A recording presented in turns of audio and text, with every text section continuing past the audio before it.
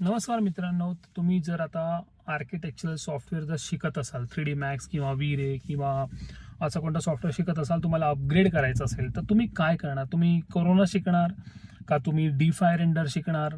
तुमचं करिअर कुठे सेफ आहे? तुम्हाला काय शिकलं पाहिजे? तुम्हाला खरं सांगू, तुम्हाला अनरियल इंजिन शिकलं पाहिजे.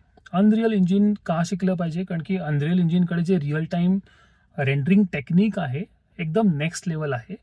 ते रे ट्रेसिंगवरती नाही काम करत, म्हणजे रे ट्रेस टेक्नॉलॉजीवरती नाही येते.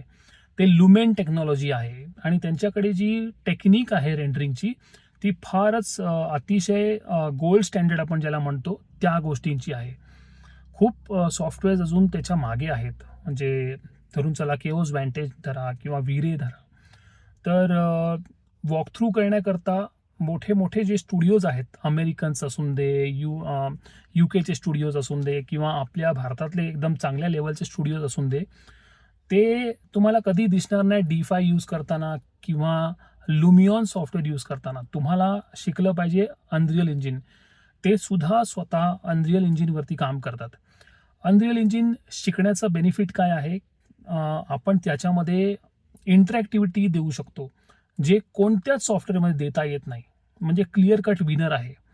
जर तुम्ही अनरियल इंजिन शिकण्याच्या मार्गाने जर पुढे जाल तर तुम्हाला करिअरमध्ये प्रचंड अपॉर्च्युनिटीज मिळतील, नोकरीसाठी पण, बिझनेससाठी पण आणि सगळ्यासाठी. म्हणजे रिअल टाईम टेक्नॉलॉजी ही पुढे सतत लागणारी गोष्ट आहे. जर तुम्हाला हा व्हिडिओ आवडला असेल, मी असेच 3D Max, V-Ray किंवा अनरियल इंजिनचे व्हिडिओज बनवणार आहे. Tips and tricks regular share करणार आहे.